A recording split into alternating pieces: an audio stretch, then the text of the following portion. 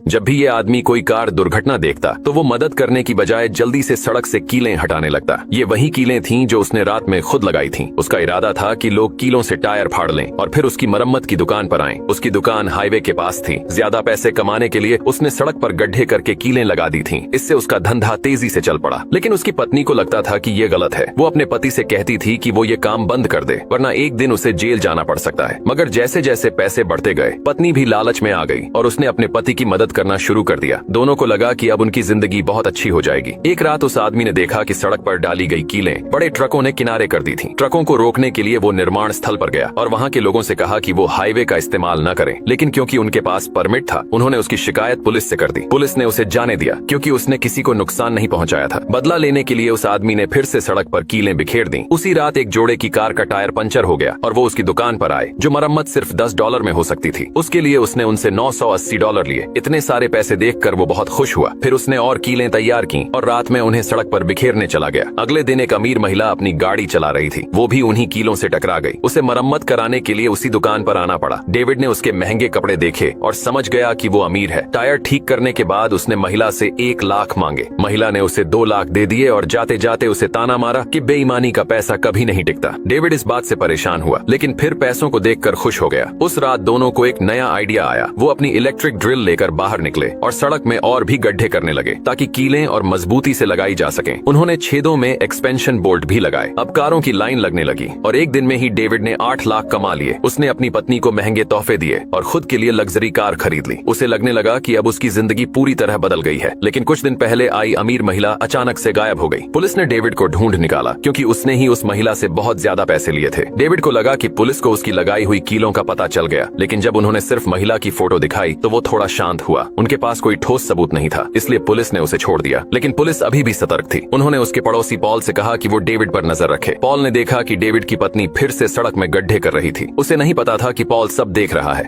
ये लड़का दुनिया की सबसे ऊंची इमारत पर खड़ा था। उसने अपने सोशल मीडिया पर लाइव स्ट्रीम शुरू किया ताकि उसका वीडियो वायरल हो जाए। उसने अपने दर्शकों से कहा कि वो 1000 फुट ऊंचे बिजली के खंभे पर चढ़ने जा रहा है। तभी अचानक एक और आदमी वहां आ गया। उसने जैक को चुनौती दी और कहा कि जो पहले ऊपर पहुंचेगा वही जीत जाएगा। बिना समय गवाए दोनों ने मुकाबला शुरू कर दिया। वो इमारत पर बने एक पुल से कूदे और बिजली के खंभे की ओर दौड़े। चढ़ाई बहुत खतरनाक थी, लेकिन रोमांच से भरी हुई थी। उनके पास कोई सुरक्षा उपकरण नहीं था। वो केवल अपने हाथों से चढ़ रहे थे। दोनों बिना डरे लोहे के हुक पकड़कर ऊपर चढ़ते गए। आखिरकार दोनों एक ही समय पर खंभे की ऊंचाई पर पहुंच गए। जब उनका चैलेंज पूरा हो गया तो उन्होंने खुशी में ऊपर बैठकर खाना ऑर्डर कर दिया। तभी उनमें से एक को महसूस हुआ कि खंभा हल्का हल्का हिल रहा है। दूसरे ने उसकी बात नहीं मानी और बोला कि ये लोहे का बना है और सिर्फ तेज तूफान आने पर ही हिलता है। जैसे ही उसने ये कहा, आसमान में एक तेज आवाज हुई, काले बादल छा गए, बिजली चमकी और गरजने लगी। दोनों डर के मारे चुप हो गए और तुरंत नीचे उतरने की तैयारी करने लगे। जैक डर गया। घबराकर उसने उस आदमी को एक सेफ्टी क्लिप से बांधा और उसे नीचे धकेल दिया। फिर खुद खंभे के सबसे ऊपर खड़ा होकर लाइव स्ट्रीम करता रहा। लेकिन थोड़ी ही देर बाद वो आदमी फिर ऊपर चढ़ आया और जैक को धक्का दे दिया। जैक ऊंचाई से नीचे गिरने लगा। उसका लाइव वीडियो अचानक बंद हो गया और उसके फॉलोअर्स चौंक गए। लेकिन जमीन से टकराने से ठीक पहले जैक ने अपना पैराशूट खोल दिया। मगर पैराशूट ठीक से काम नहीं करता और वो अपना संतुलन खो बैठता है। तेज हवा उसे पास की एक बिल्डिंग की तरफ ले जाती है। उस बिल्डिंग के अंदर खतरनाक अपराधी थे जो ड्रग स्मगलिंग करते थे। उस माफिया डॉन ने जैक को देखा और सोचा कि वो किसी दूसरी गैंग का आदमी है जो ड्रग्स का सौदा करने आया है। डॉन ने पूछा कि सूटकेस कहाँ है। जैक डर के मारे चुप खड़ा रहा। तभी एक और गैंग का बॉस अंदर आया जिसके हाथ में एक सूटकेस था। जैक को पसीना आने लगा। वो सोचने लगा कि अब इससे कैसे निकला जाए। तभी वो एक चाल चलता है। वो सामने बैठे लोगों को ऐसा यकीन दिलाता है कि वो दोनों एक दूसरे को धोखा दे रहे हैं। डॉन और नए बॉस के बीच बहस शुरू हो जाती है और देखते ही देखते वो झगड़ा एक खतरनाक गैंगवार में बदल जाता है। इस मौके का फायदा उठाकर जैक चुपचाप वहां से निकल जाता है।